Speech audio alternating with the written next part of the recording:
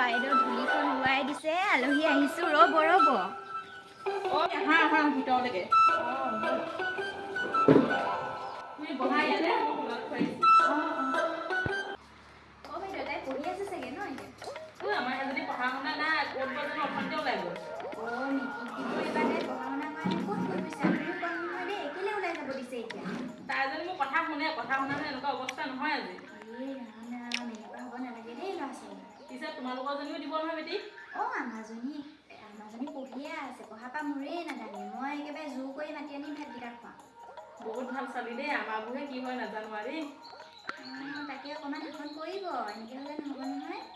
কথাই নুশুনে মোৰ ভাগৰ, ক'ৰবাত শাসন কৰিম মই। পাছত গৈ ৰিজাল্ট বেয়া হ'লে মানে আকৌ আপোনালোকেহে বদনাম হ'ব।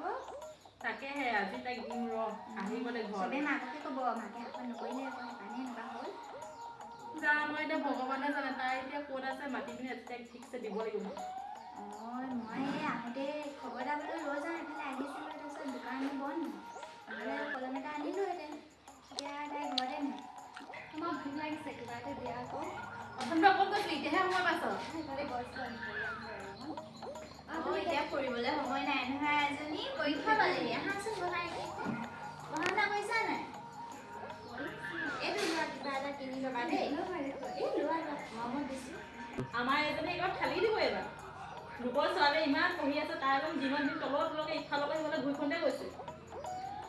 হ'ব এতিয়া বাৰু পঢ়িলেও হ'বগে, গম পাইছানে নাই?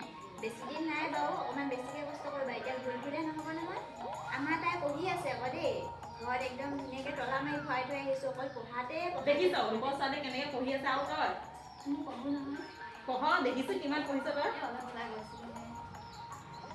হ'ব দিয়া, এতিয়া পঢ়াকৈ যোৱা, ইয়াত বহি থাকিব নালাগে। আলহী লগত চোৱা পঢ়াকৈ যোৱা।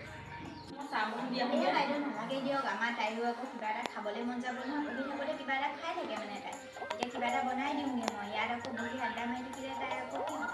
ভোক লাগিব নহয় দেই। যা নহ'লে আমাৰ এইটো কিবা এটা দি লওঁ খাবলৈ। হ'ব। চাহকণ খাই ল, তহঁতক খোৱা বস্তুহে যোগাৰ দি থাকিব লাগে। পঢ়া শুনা ভাল কৰিব নোৱাৰ।